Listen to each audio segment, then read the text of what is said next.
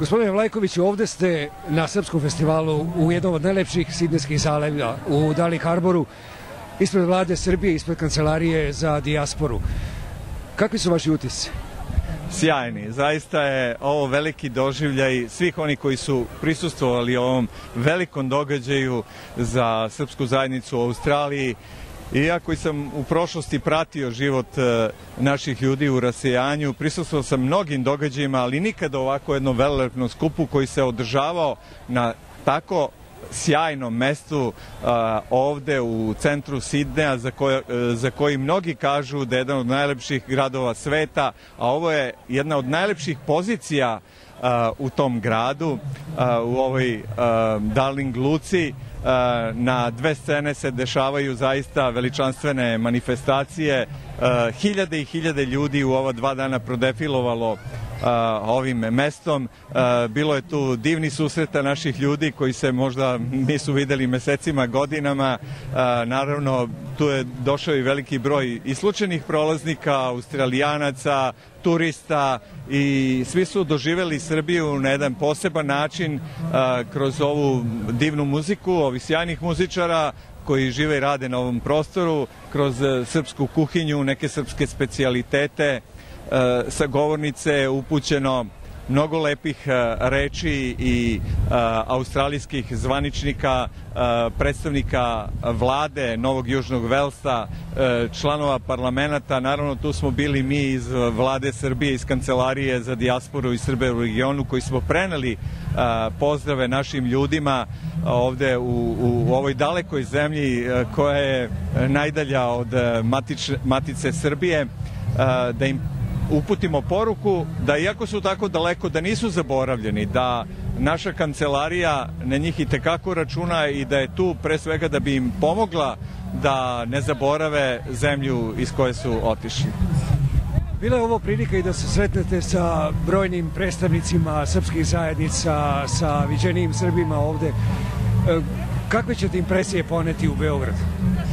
Ubeđen sam da ti susreti koji su se već dogodili, a i neki će se tek dogoditi, ne samo ovde u Sidneju, nego i u Canberri, Melbourneu i Pertu, da ćemo imati šta da kažemo jedni drugima, da poručimo jedni drugima kako da tu saradnju unapredimo na zadovoljstvo i jednih i drugih, jer mi polazimo od toga da saradnja matice i rasijanja može biti uspešna samo ako su i jedna i druga strana u tome zadovoljne.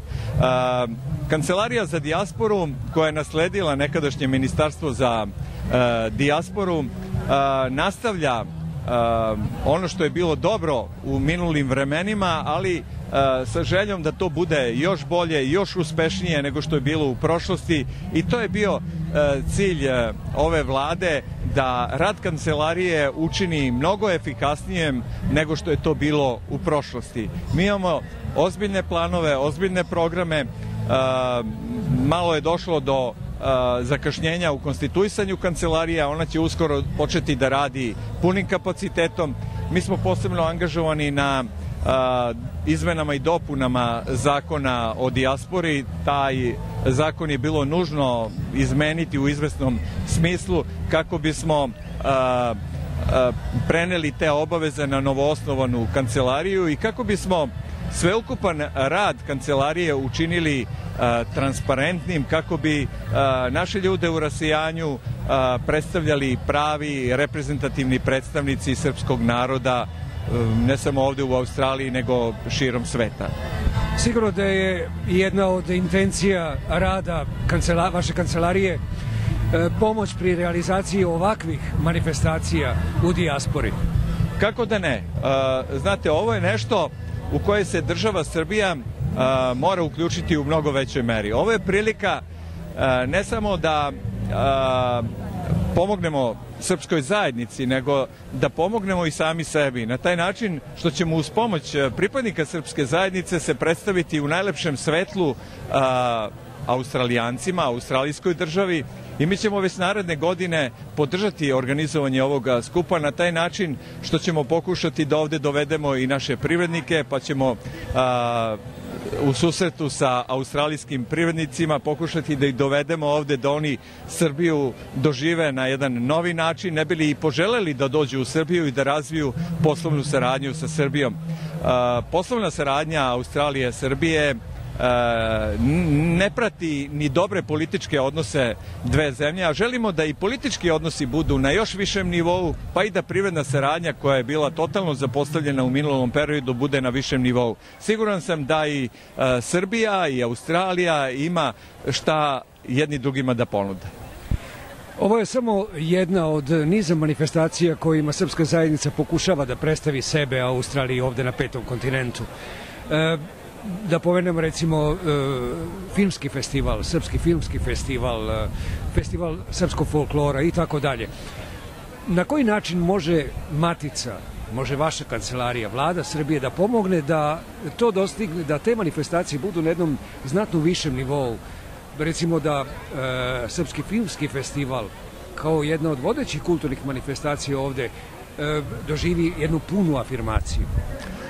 Pa upravo podstaknuti organizovanjem Srpskog filmskog festivala ovde u Australiji, to nas je podstaklo da mi pružimo podršku i pokroviteljstvo države nizu manifestacija koje će se organizovati širom sveta. Za početak u 10-ak zemalja i oni će imati pokroviteljstvo države Srbije i mi smo ovde razgovarali sa organizatorima Srpskog filmskog festivala i cenimo njihova dobra iskustva, ali želimo sugestijama da pomognemo da to bude na još višem nivou, da se recimo otvaranje festivala proglasi Danom Srbije tog dana, da festival otvori neko iz Srbije, da tog dana sve bude u znaku Srbije, da tu bude prisutna turistička organizacija Srbije, jer ne zaboravimo, film kao medij je idealan za komunikaciju među ljudima i za promociju naših ne samo kulturnih vrednosti, jer Srbija je, podsjetimo, ipak kad je u pitanju film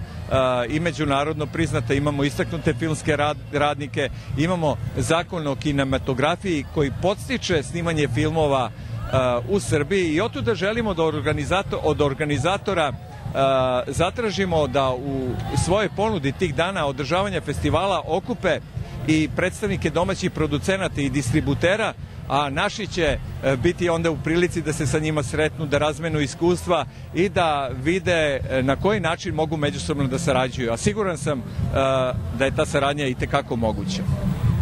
Kada bi se sve sabralo, bez obzira što je vaša poseta tek kratkotrajne, tu ste 2 dana, 3 dana, je li tako? Ipak ćete, čini se, poneti pozitivne impresije. Apsolutno, apsolutno. Ovaj doživljaj ovde iz centra, srca Sidneja će mi sigurno ostati u večnoj uspomeni i siguran sam i svima koji su prisustvovali ovde. Dugo će pamtiti ovaj divan dan i duboko sam uveren da će i sve naredne manifestacije, a i ova je bila uspešna, biti još uspešnije nego što je ovaj dan, veliki dan za srpsku zajednicu, veliki dan za Srbe koji žive bilo gde u svetu i veliki dan naravno za državu Maticu Srbiju. Gledaoci će vas prepoznati kao nekadašnjeg novinara. Kao novinar ste najviše vremena u stvari proveli prateći život dijaspore u čitavom svetu, srpske dijaspore. Sada ste funkcioner vlade, takođe u želji da pomognete razvoj te srpske dijaspore širom sveta. Ima li razlike? Koja je funkcija teža, ona novinarska ili ova državnička? Pa ni jedna ni druga funkcija nije bila laka. Znate, razumevanja za dijasporu nikada nije bilo dovoljno ni u javnom servisu Srbije, gde sam ja proveo veći deo svog života, ali smo uz pomoć štapa i kanapa slikali taj život i to što smo predstavljali nama u Srbiji, ne bi li ona bolje upoznala veliki potencijal naših ljudi u rasejanju, to radili na veliko zadovoljstvo naših ljudi u rasejanju, jer su oni bili srećni da ih kod kuće vide njihovi rođaci, prijatelji, ali isto tako ono što je za njih još važnije jeste njihova želja da pomognu Srbiji, da pomognu da se na neki način uključe u život Srbije. Tako da taj zadatak nije bio lak, ali još manje je lak zadatak kada ste uključeni u aktivnost Vlade Srbije, koja sada deluje u dosta otežanim uslovima. Kao što znate, privreda Srbije je u velikim teškoćama, Srbija je pod velikim političkim pritiskom međunarodne zajednice kada je u pitanju Kosovo i njegov status. Naš je zadatak da u tim otežanim finansijskim uslovima unapređujemo saradnju sa dijasporom i mi smo sigurni da ćemo dati sve od sebe da ta saradnja i bez velike finansijske podrške bude uspešnija nego što je bila minulih godina.